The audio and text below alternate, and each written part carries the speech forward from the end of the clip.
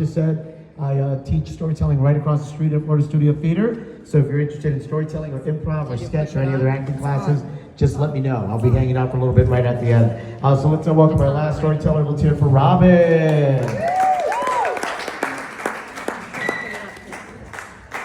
Thank you.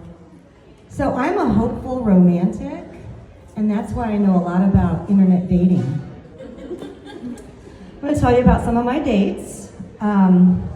One day, I'm going to have to get some props out here. One day, it was, can everybody see me sitting down here? Sure. Almost everybody.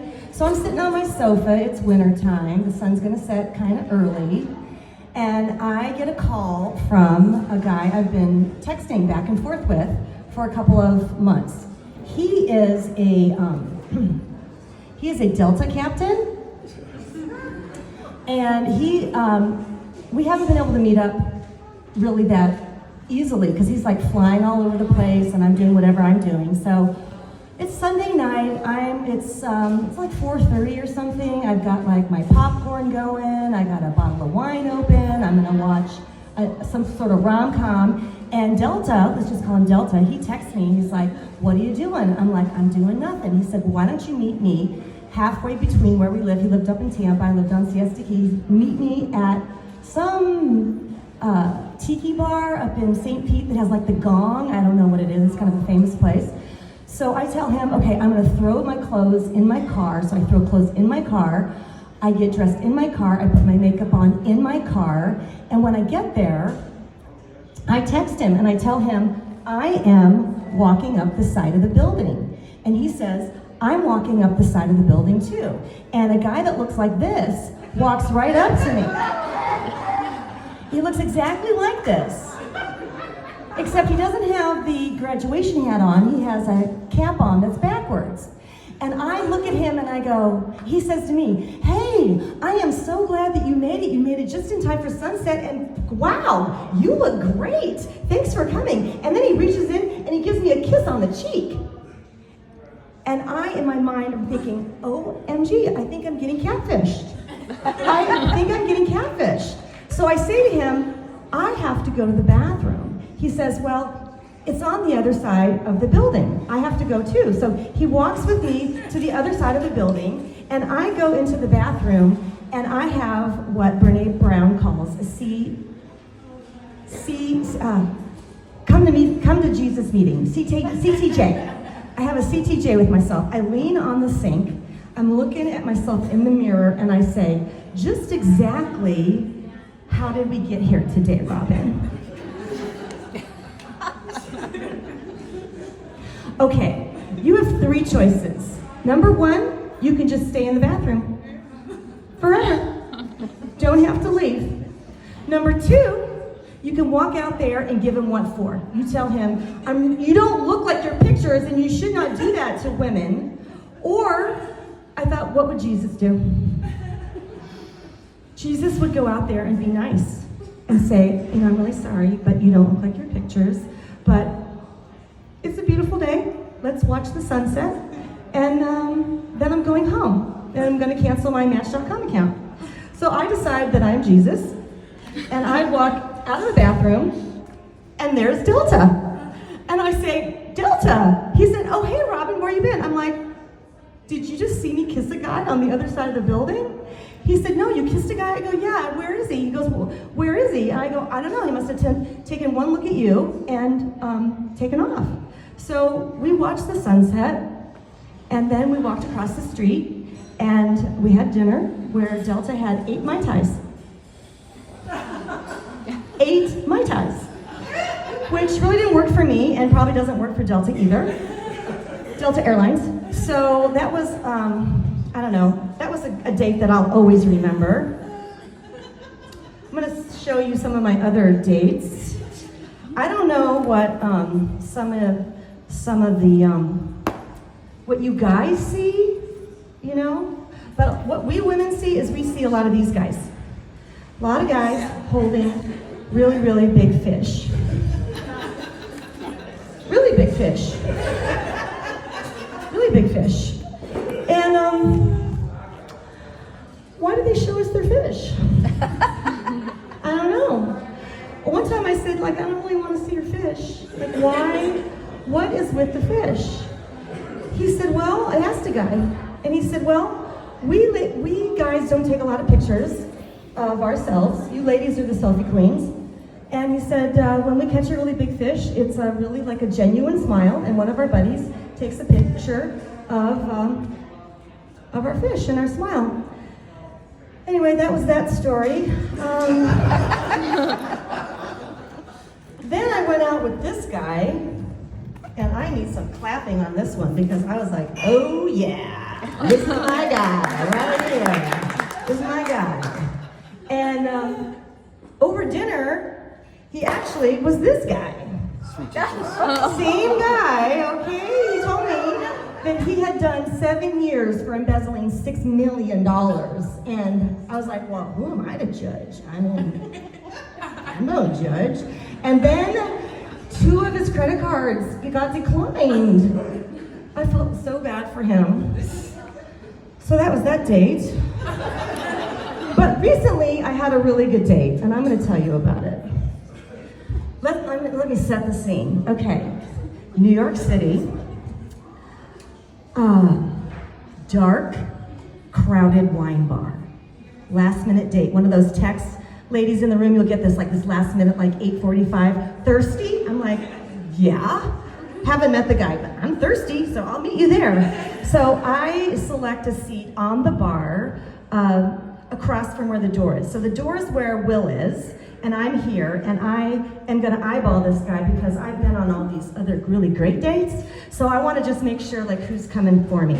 So he walks in the door, and he looks exactly like his pictures. Super cute, very attractive. He recognizes me, which is a plus. So he walks right up to me. It's very crowded. He sits down next to me, and our knees are touching because it's kind of a crowded night. It's appropriate, nothing weird. He puts his cell phone down. He doesn't look at his cell phone the entire time, and he is looking at me in the eyes the entire time. We're engaged. The conversation is smooth. You ladies know what I mean. You guys know what I mean. It's just going really great. And I'm thinking in my mind, yes, finally a good one. So it's going well. And after 1 glass of wine and about an hour, he says that he has to go to the restroom. And the restroom is behind me. So he comes back, he walks right here. I'm kind of wearing what I'm wearing right now, jeans. And he, very gently, he uncrosses my legs. And he walks right in here, and he grabs my face, and he plants the most luscious kiss on my lips. And then he pulls back and he says, was that okay, Robin? Because I've been wanting to do that since I first saw you. And I said, oh yeah, that was great. And then we had another glass of wine, and about an hour later, it was time for him to walk me to my corner. So I don't know if you've ever lived in a big city. There's a lot of public display of affection in big cities because not everybody has a car. So you see people kissing on street corners, you see them kissing up against walls. So we're having our we like each other, couple of kisses, you know what I'm talking about, on the corner, and I'm just excited. I'm thinking, God, yay, Robin, this is going so great. And then I never hear from him again. I know. I couldn't figure it out. So I have girlfriends in the room. I probably called you, I probably called you, I called you, I called you. I'm like, none of my girlfriends could figure it out. So I called one of my guy friends. Because guys have different perspectives. And he said, well, Robin, have you ever considered that maybe you're a bad kisser? I said, no, I have never, ever considered that. I mean, seriously, I have never considered that. I mean, we've kissed bad kissers before. Did we tell them? No, we don't. Am I yelling? I'm excited because no. I mean, I kissed a guy. Oh my God, I had another great date. I don't have a picture to represent him, but tell me, he was hot, just like that felon right there. Super hot. But this is what it was like kissing him. Okay, he had one of those tongues that just went vroom, vroom, vroom, vroom. It's like it was amazing. And so what I did is I lassoed his tongue back, and I got it, and I would give it back to him. And I was like, yes, this is a sport. So I would do it, give it back to him, and give it back to him. I was like, this is exhausting.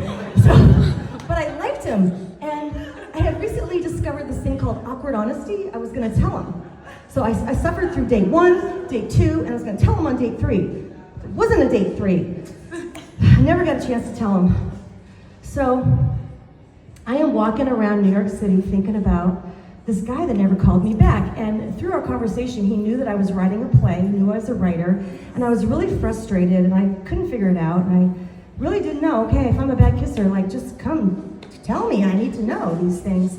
So I am, when I write, I make a voice note usually, and then I'll go home and transcribe it. So I'm talking about the situation, and I decide, you know, since Match.com doesn't have like an after-action review, that I'm sending him this thing, because I need to know. So I text him, hi, this is Robin. We had a date maybe 4 weeks ago and met you here, and I reminded him who I was, and I said, this voice note is about you. You know, check it out.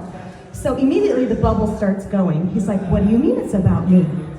And I said, well, Michael, I don't use your name, but the subject is about you. Then I waited 3 hours. 3 hours. 2 words. Well done. Did not let me off the hook. Did not say, OMG, Robin, you are the best kisser. Oh my God, I'm so effing married, I'm so effing gay, I'm so effing shouldn't have been out with you tonight. Nothing, just well done. So I called a couple of my old boyfriends. I just sucked it up. I got on that list of old boyfriends, and I'm like, hey, I need to know something. Call me back immediately. So I got assured by at least 8 out of 10. No, they all said, Robin, no problem. You're an amazing kisser. Don't worry about it. So that was the last episode, but I'm still hopeful. I've had some great dates. I have met grand men. I've met great guys. I haven't met anybody weird. No one's stolen from me. No one was too rude. You know, they're good. And I think that you have to be hopeful in this day and age. You just have to keep doing it. My son met his wife on Match.com. It was her first Match.com date. Can you believe it? I wish I'd been counting, because I would win a prize right now for the most dates. My brother met his wife on eHarmony. It's like a Christian site, and you're supposed to be divorced. He was separated, and he met a Jewish woman on eHarmony. I'm thinking, and I'm sure there is a couple in the room right now that met online, but we won't name them. So that's my story, and as you know, I'll probably tell another story about finding love next time I see you. Thank you. Yay!